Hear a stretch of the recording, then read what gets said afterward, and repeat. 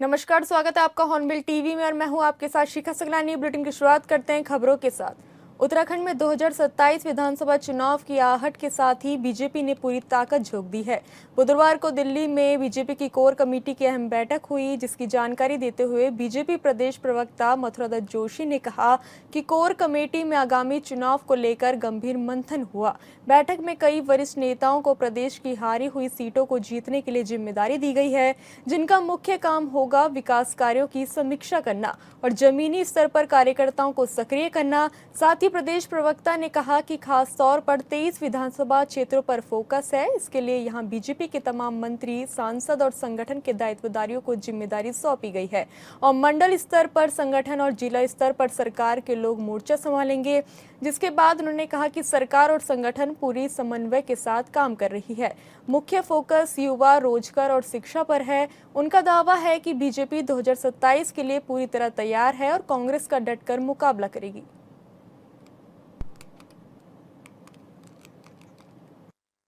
निश्चित रूप से देखिए, कल कोर कमेटी की बैठक में आगामी विधानसभा चुनाव के बारे में गंभीरता से चर्चा हुई है। उसमें कई वरिष्ठ नेताओं को विभिन्न विधानसभा क्षेत्रों की जिम्मेदारी भी दी गई है, जिनके ऊपर उस विधानसभा क्षेत्र के विकास के लिए और विकास के संबंध में और उस क्षेत्र के विकास कार्यों की समीक्षा और वहाँ के कार्यकर्ताओं को मोबिलाइज करने की जिम्मेदारी दी गई है।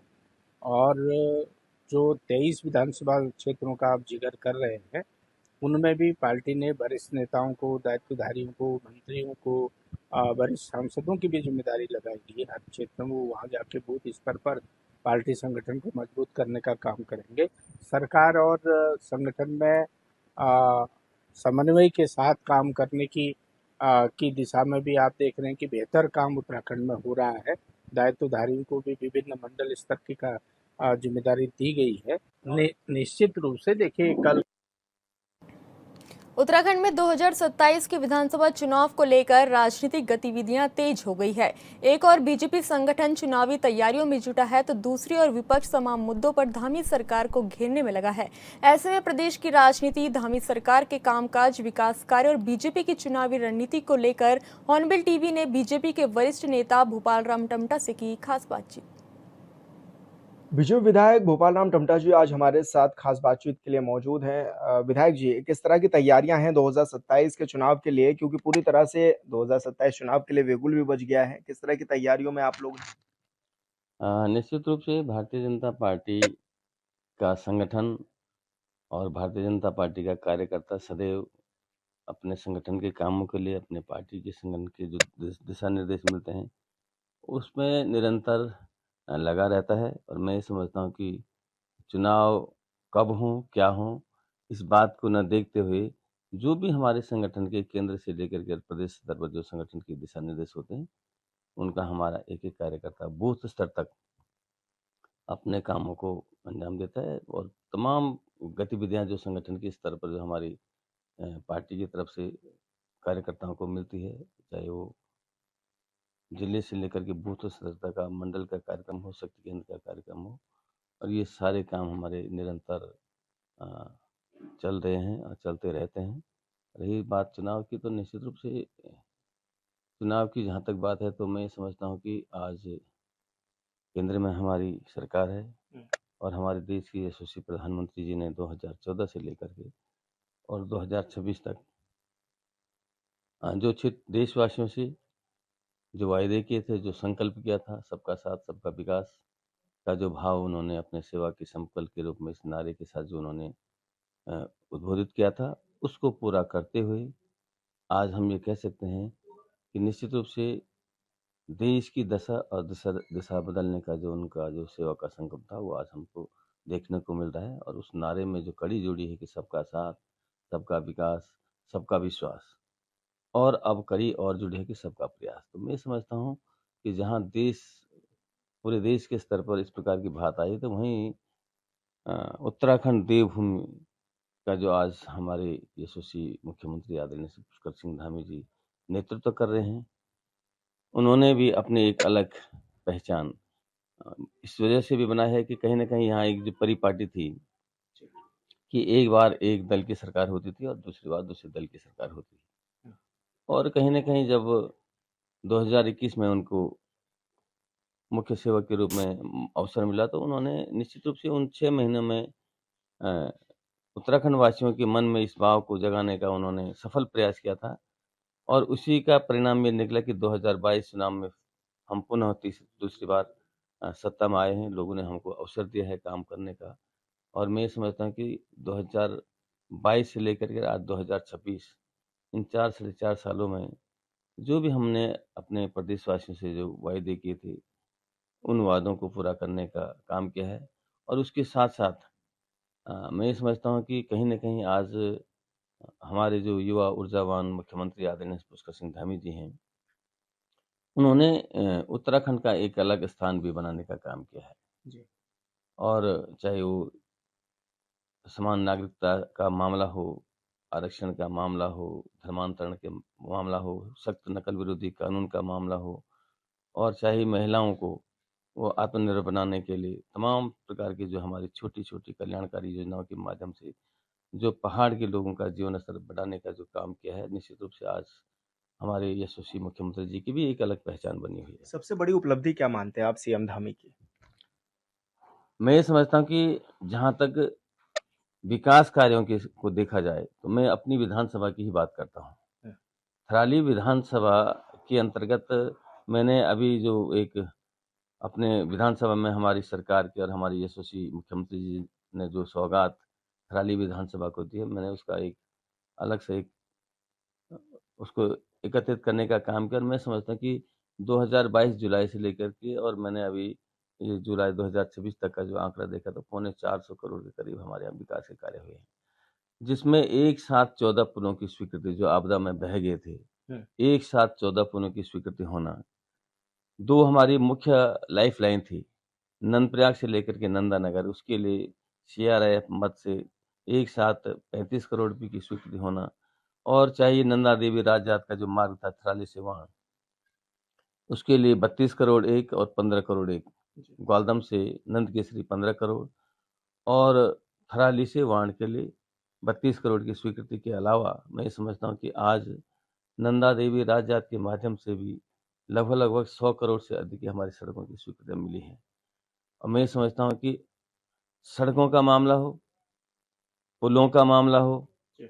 ऐतिहासिक रूप से कार्य हुए हैं। इसके अलावा आज हमारी अभी लखपति दीदी का कार्यक्रम था, जिस प्रकार से नंदानगर में भीड़ उमड़ी थी और जिस प्रकार से हमारे समूह की महिलाओं ने, हमारी बहनों ने जिस प्रकार से खुले मन से सरकार की जो योजनाएँ थी, उनका लाभ के साथ-साथ जो उनकी तारीफ़ की है, तो निश्चित रूप से मन को एक भाव ज़रूर आया है कि कहीं न कहीं हमारे मुख्यमंत्री जी ने इस प्रकार की जो सोच थी, उसको धरातल पे उतार करके कहीं न कहीं लोगों को संबल देने का काम किया है। अब इन साढ़े 4 सालों की अगर सर आपकी बात की जाए तो किस तरह के कार्य आपने किए हैं? कौन से ऐसे कार्य हैं जिनको आप प्रमुख मानते हैं कि ये काम आपने किए और जो भविष्य में आपको करने हैं, जो काम अभी रह गए और आप चाहते हैं कि अगले टर्म तक पूरे हो जाएँ, उसको लेकर के किस तरह की रणनीति आप लोग बना रहे हैं? क्या ऐसे काम हैं?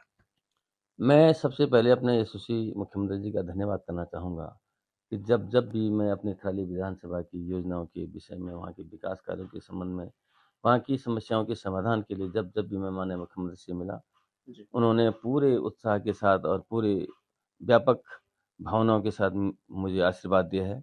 और मैं समझता हूँ कि आज जो मैं अभी उल्लेख कर रहा था कि चाहे सड़कों का मामला हो, चाहे पुलों का मामला हो, इसके अलावा डिग्री कॉलेज का मामला हो, इसके अलावा बहुत अनगिनत योजनाएँ माननीय मुख्यमंत्री जी की तरफ से घोषणा हुई हैं। और मैं ये समझता हूँ कि जितनी घोषणाएँ हुई हैं, आज उसमें लगभग 75% हमारी घोषणाएँ पूरी हो गई हैं। जी। और मुख्य जो बात थी कि आज उप जिला चिकित्सालय का शासनादेश जारी हो गया, बहुत बड़ी उपलब्धि थी। थराली विधानसभा में मात्र एक सामुदायिक स्वास्थ्य केंद्र थराली में और एक नंदानगर में था, जी। जिसमें दोनों के लिए, नंदानगर के लिए भी माननीय मुख्यमंत्री जी ने घोषणा कर दी है, उसको हम उप जिला चिकित्सालय बनाएँगे। थराली पिंडर घाटी का केंद्र बिंदु थराली में उन्होंने उप जिला चिकित्सालय का शासनादेश आज जारी हो चुका है, जिसको आगे आने वाले समय में उसके लिए भूमि की उपलब्धता हो गई है। इसके अलावा हेलीपैड बने हुए हैं, मिनी स्टेडियम बने हैं, खेल मैदान बन रहे हैं, पॉलिटेक्निक के लिए 12 करोड़ की स्वीकृति हुई है। उसके अलावा डिग्री कॉलेज के लिए बिल्डिंगें बन गई है। देवाल में हमारी डिग्री कॉलेज की बिल्डिंग बन गई है। नारायणगढ़ में बिल्डिंग के साथ-साथ छात्रावास की बिल्डिंग बन चुकी है। तमाम इस प्रकार के जो काम होने थे, विद्यालयों में विद्यालय भवन बन रहे हैं। अनगिनत काम हमारी विधानसभा में हुए। मैं उसके लिए अपने यशस्वी मुख्यमंत्री जी का धन्यवाद भी करना चाहूँगा। कुछ काम शेष हैं, जिसको आने वाले समय में, जैसे हमारी एक मुख्य सड़क है घ घाट से थराली जोड़ने वाली, उस पे एक तरफ से स्वीकृति हो गई, जिसमें 4.5 किलोमीटर का उसमें निविदा हो गई है, वो बरसात के बाद तत्काल शुरू हो जाएगा। इसी प्रकार जो नंदनगर की तरफ से है, बंगाली सुपताल तक हमारी सड़क की स्वीकृति, उसमें वनभूमि पत्रावली गतिमान है। और मैं समझता हूँ कि जिस दिन थराली घाट जुड़ जाएगा, एक बहुत बड़ी उपलब्धि हम इस विधानसभा के लिए होगी, जिसके लिए लगातार हम प्रयासरत हैं, जिसमें दोनों तरफ से, एक तरफ से काम शुरू हो गया, दूसरी तरफ से पत्रावली हमारी, जैसे ही वन भूमि पत्रावली का अनुमोदन होगा, उधर से भी हमारा काम शुरू हो जाएगा। 60 सड़कें इस समय हमने स्टेज 4 में पीएम जैसे में हमारी प्रस्तावित हुई हैं, जिसमें लगभग 8-9 सड़कों पर इसी वित्तीय वर्ष में डीपीआर प्रस्तुत कर दी गई है और उसकी स्वीकृतियाँ हमें इसी वित्तीय वर्ष में मिलने की संभावना है। जी, धन्यवाद सर, हमसे बातचीत करने के लिए। भोपाल राम टमटा जी आज हमारे साथ मौजूद थे, जो कि तमाम विषयों पर हमारे साथ बातचीत कर रहे थे। ऑन बिल टीवी के लिए देहरादून से विशाल कर। देहरादून में स्मार्ट सिटी परियोजना को लेकर एक बार फिर सियासत गर्मा गई है। परियोजना के करीब 10 साल पूरे होने के बाद कांग्रेस ने शहर की बदहाल सड़कों, जलभराव, कूड़ा निस्तारण और अधूरे विकास कार्यों को मुद्दा बनाते हुए सरकार पर निशाना साधा। वहीं बीजेपी का दावा है कि अधिकांश कार्य पूरे हो चुके हैं और मानसून के कारण कुछ काम अस्थायी रूप से प्रभावित हुए हैं, जिन्हें बारिश खत्म होते ही तेजी से पूरा किया जाएगा। स्मार्ट सिटी परियोजना को लेकर कांग्रेस और बीजेपी आमने सामने आ गई। कांग्रेस प्रदेश प्रवक्ता प्रतिमा सिंह ने आरोप लगाया कि स्मार्ट सिटी का दर्जा मिलने के बावजूद देहरादून की हालत पहले से बेहतर नहीं दिख रही। उन्होंने कहा कि शहर की सड़कों पर गड्ढे, बरसात में जलभराव, कूड़ा निस्तारण की बदहाल व्यवस्था और रिहायशी इलाकों में बनाए गए कूड़ा केंद्र सरकार के दावों की पोल खोल रहे हैं। बीजेपी का कहना है कि मानसून समाप्त होते ही विकास कार्य फिर से गति पकड़ेंगे और दीपावली तक कई महत्वपूर्ण परियोजनाएं पूरी हो जाएंगी। बीजेपी ने विपक्ष पर मुद्दा विहीन राजनीति करने का आरोप भी लगाया।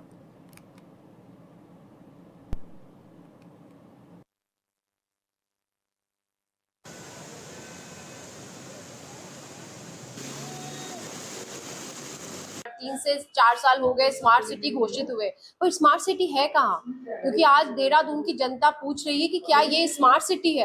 अगर ये स्मार्ट सिटी है तो फिर आप हमारा जो पहले स्मार्ट सिटी नहीं था उसको जो है वापस करने का कार्य करें। हर जगह सड़कों पर गड्ढे नजर आ रहे हैं। एक मॉनसून में आप देखिए कि सड़कों की ये हालत हो जाती है कि आप सड़क पे चल रहे हैं या नदी में चल रहे हैं, आपको पता नहीं चलता। कूड़े उठाने की सही व्यवस्था है नहीं। रेजिडेंशियल एरिया में आपने का कूड़ा घर बना के रख दिया है। मुझे लगता है कि निगम के चुनाव की अगर मैं बात करूं, जो कि हुए थे स्मार्ट सिटी घोषित करने के बाद, तब जो है भारतीय जनता पार्टी ने कहा था कि कूड़ा उठाने की उचित व्यवस्था करेंगे, डिस्पोजल के लिए भी उचित व्यवस्था करेंगे। डिस्पोजल के लिए व्यवस्था क्या की है कि रेजिडेंशियल एरिया की तरफ इन्होंने जो है सेंटर बना दिया है जहाँ पे पूरे देहरादून का कूड़ा आएगा। सड़कें खराब है, नाले नालियों में अभी भी पानी भर जाता है, आपने देखा, जिसकी वजह से क्लेमेंट टाउन में 2 बच्चियां की डूबने से जो है मृत्यु हो गई। तो सरकार महज जो दावे करती है वो सिर्फ कागजों में होते हैं, धरातल पर नजर नहीं आते। आज प्रदेश की जनता और स्पेशली देहरादून की जनता हाथ में दूरबीन लेकर के ढूंढ रही है कि स्मार्ट सिटी है कहाँ। स्मार्ट सिटी के 80% से अधिक कार्य पूरे हो चुके हैं, ये आप हम सब जानते हैं। लेकिन क्योंकि देहरादून शहर की भौगोलिक परिस्थितियां ऐसी हैं कि ये घाटी में बसा हुआ एक शहर है और बरसात आने के साथ ही अत्यधिक बरसात की वजह से जो यहाँ थोड़ा सा कार्य बाधित होता है, उसकी वजह से 1-2 महीने काम रोकने पड़ते हैं और उसके बरसात के बाद वो सुचारू रूप से जारी हो जाते हैं। अब मुद्दा विहीन विपक्ष अगर यथार्थ को जानते हुए इन मुद्दों के ऊपर राजनीति करने का प्रयास कर रहा है, तो वो अपना भी समय व्यर्थ कर रहा है और जनता का भी समय व्यर्थ कर रहा है। क्योंकि जनता को पता है कि बरसात के जाते ही जिस तरह से विकास कार्यों को पुनः शुरू किया जाता है और दिवाली आते आते शहर की व्यवस्थाएं, शहर के इंफ्रास्ट्रक्चर को पहले से भी अधिक चमका दिया जाता है। कांग्रेस के राष्ट्रीय अध्यक्ष मल्लिकार्जुन खड़गे 8 अगस्त से उत्तराखंड के 2 दिवसीय दौरे पर रहेंगे। इस दौरान वे हल्द्वानी में जनसभा को संबोधित करेंगे और पार्टी के वरिष्ठ नेताओं और कार्यकर्ताओं से मुलाकात भी करेंगे। तो वहीं आगामी विधानसभा चुनाव को देखते हुए कांग्रेस खड़गे के इस दौरे को अहम मान रही है, जहां चुनाव प्रबंधन समिति के अध्यक्ष हरक सिंह रावत ने कहा कि राष्ट्रीय अध्यक्ष का दौरा कार्यकर्ताओं में नई ऊर्जा का संचार करेगा और चुनावी तैयारियों को मजबूती देगा। साथ ही कहा कि खड़गे का संदेश संगठन को एकजुट करने और बूथ स्तर तक पार्टी को मजबूत बनाने में महत्वपूर्ण भूमिका निभाएगा।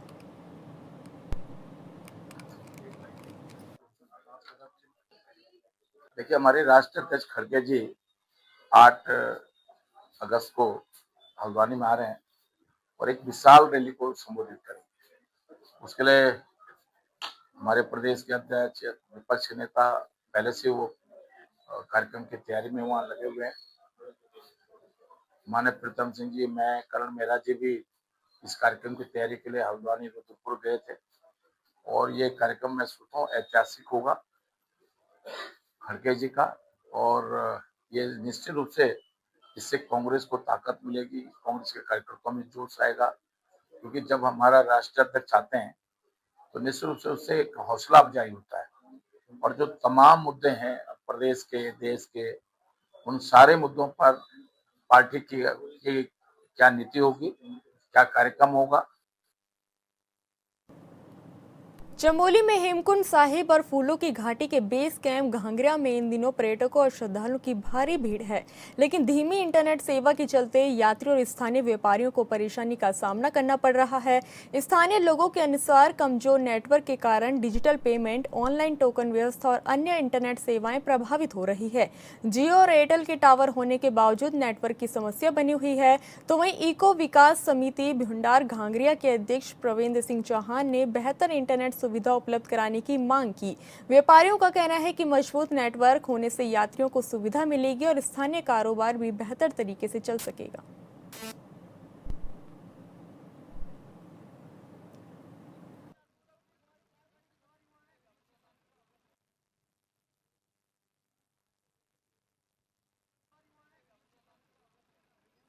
बता दें कि इन दिनों हेमकुंड साहिब में यात्रा चरम पर है। श्रद्धालु और पर्यटक बड़ी संख्या में पहुंच रहे हैं। तो वहीं घांगरिया में भी पर्यटकों का सैलाब उमड़ रहा है, लेकिन इंटरनेट सेवा बहाली की मांग लगातार व्यापारी और पर्यटन कर रहे हैं। पर्यटकों का कहना है कि धीमी गति से जो ये इंटरनेट की सेवा है, इसको लेकर उनके द्वारा मांग उठाई जा रही है। आपको बता दें कि इंटरनेट सेवाएं प्रभावित हो रही है। जियो और एयरटेल के टावर होने के बावजूद नेटवर्क की समस्या बनी हुई है। आपको बता दें कि हेमकुंड और घांगरिया में इन दिनों पर्यटकों से गुलजार नजर आ रहा है, लेकिन धीमी इंटरनेट सेवा के चलते यात्रियों और स्थानीय व्यापारियों को परेशानी हो रही है, जिसके चलते उन्होंने इंटरनेट बेहतर की सेवा की मांग लगातार उनके द्वारा की जा रही है। चमोली से एक खबर है, जहां हेमकुंड साहिब और फूलों की घाटी के बेस कैंप घांगरिया में इन दिनों पर्यटकों और श्रद्धालुओं की भारी भीड़ है, लेकिन धीमी इंटरनेट सेवा के चलते यात्रियों और स्थानीय को परेशानी का सामना करना पड़ रहा है। स्थानीय लोगों के अनुसार कमजोर नेटवर्क के कारण डिजिटल पेमेंट, ऑनलाइन टोकन व्यवस्था और अन्य इंटरनेट सेवाएं प्रभावित हो रही है।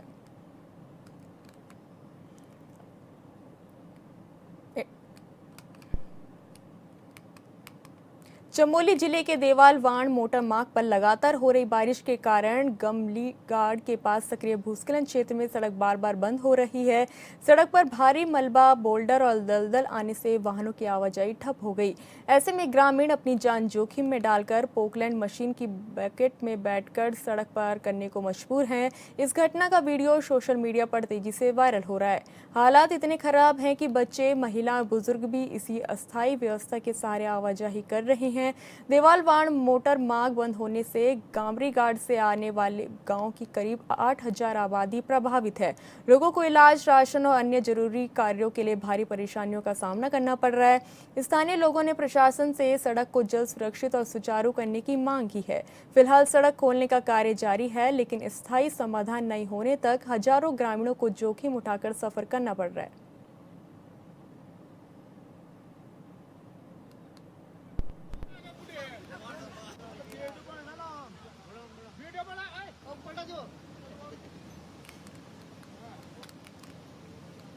उत्तराखंड में कांवड़ यात्रा शांतिपूर्ण और व्यवस्थित ढंग से जारी है। अब तक 2,19,70,000 से ज्यादा शिव भक्त सकुशल गंगा जल लेकर रवाना हो चुके हैं। एक दिन में 39,15,000 कांवड़ियों ने गंगा जल लेकर वापसी की। वहीं श्रद्धालुओं के लिए सुरक्षा, स्वास्थ्य और यातायात की पुख्ता व्यवस्था भी की गई है। ऐसे में प्रदेश भर में पुलिस प्रशासन और राहत एजेंसी अलर्ट मोड पर नजर आ रही है।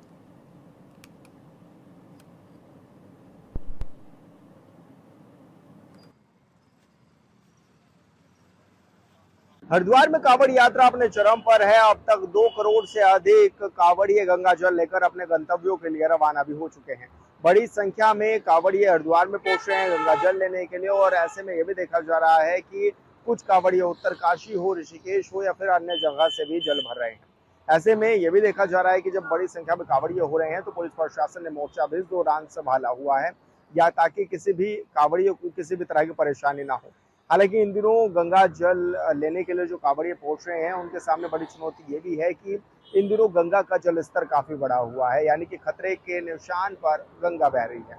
तो कहा जा सकता है एक बड़ी चुनौती है। हालांकि समय समय पर कांवड़ियों को भी सावधान किया जा रहा है और इस बार ये भी आंकड़ा लगाया जा रहा है कि इस बार 5 करोड़ तक कांवड़िए जो है वो हरिद्वार में पहुंचने की संभावनाएं जताई जा रही हैं, जो कि गंगा जल लेकर के आएंगे। और ऐसे में यह भी देखा जा रहा है कि बड़ी संख्या में जो कांवड़िए हैं वो हरिद्वार में पहुंच भी रहे हैं और गंगा जल लेकर अपने गंतव्यों को रवाना भी हो रहे हैं।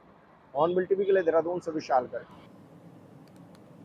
पहाड़ों में लगातार हो रही मानसूनी बारिश के बीच ऊंचाई वाले इलाकों में मौसम ने करवट ले ली है। जांस्कार घाटी के नीलगिरी, विधान, रतवन और कागभूषणी क्षेत्र की हाथी घोड़ी पालकी चोटियों के साथ ही लोकपाल घाटी की सप्तशृंग पर्वत श्रद्धालुओं श्रृंखलाओं पर ताजा बर्फबारी दर्ज की गई। अगस्त के पहले हफ्ते में हुई बर्फबारी से नीतीमाणा घाटी और ज्योतिमठ क्षेत्र में हल्की शीतलहर का असर महसूस किया जा रहा है। हालांकि आज ज्योतिमठ क्षेत्र में मौसम शुष्क रहने से सीमांत क्षेत्रों के लोगों ने कुछ राहत की सांस ली।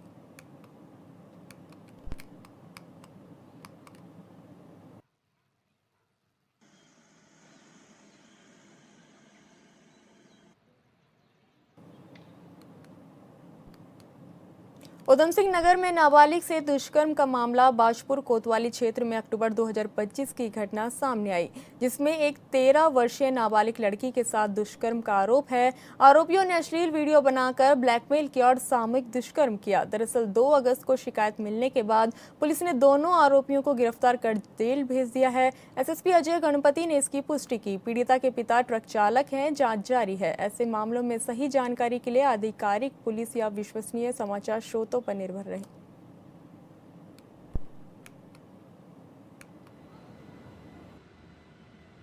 पुलिस स्टेशन बाजपुर में एक सूचना प्राप्त हुई जिसमें एक व्यक्ति द्वारा ये बताया गया कि उसकी नाबालिग बेटी के साथ में पिछले साल अक्टूबर महीने में 24 अक्टूबर और 26 अक्टूबर को उसके साथ दुष्कर्म की घटना हुई है, जिसमें एक व्यक्ति जो उन्हीं के घर में रेंट पे रह रहा है जिसका नाम युग बंसल है, उसके द्वारा नाबालिग के साथ दुष्कर्म किया गया। उसकी वीडियो बनाई गई और वीडियो वायरल करने की धमकी देते हुए उसके दोस्त ने, जो शुएब दोस्त है उसका, उसने भी उसके साथ दुष्कर्म किया।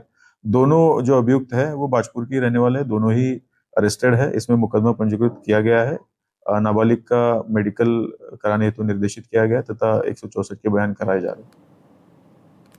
दिनेशपुर मार्ग पर सड़क हादसे में एक बाइक सवार की मौत हो गई। मृतक की पहचान करीब 50 वर्षीय व्यक्ति के रूप में हुई है, जो घर से कंपनी में ड्यूटी पर जा रहा था। इसी दौरान तेज रफ्तार डंपर ने उसकी बाइक को टक्कर मार दी, जिससे उसकी मौके पर ही मौत हो गई। घटना की सूचना मिलते ही पुलिस मौके पर पहुंची और शव को कब्जे में लेकर पोस्टमार्टम के लिए भेज दिया। सब इंस्पेक्टर प्रदीप शर्मा ने कहा कि हादसे की सूचना पर तुरंत कार्रवाई की गई। परिजनों और वरिष्ठ अधिकारियों को सूचित कर दिया गया है।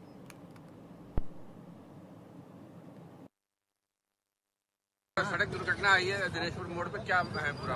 एक व्यक्ति मोटरसाइकिल से आ रहा था, उस ट्रक वाले से उसको एक्सीडेंट हुआ है। ट्रक कब्जे पुलिस ले लिया गया है और जो है उसको मोर्चरी भेज दिया है। सर यहाँ पे सीसीटीवी है, उस पर दुर्घटना आई हो, देख रहे हैं। ऋषिकेश में गंगा नदी के लगातार बढ़ते जलस्तर को देखते हुए एसडीआरएफ, जल पुलिस और आपदा राहत दल को हाई अलर्ट पर रखा गया है।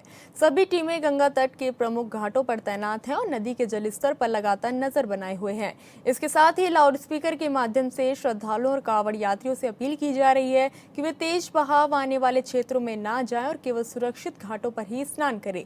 वहीं गंगा किनारे रहने वाले स्थानीय लोगों को भी बढ़ते जलस्तर को देखते हुए सतर्क रहने और आवश्यकता पड़ने पर सुरक्षित स्थानों पर जाने की सलाह दी जा रही है।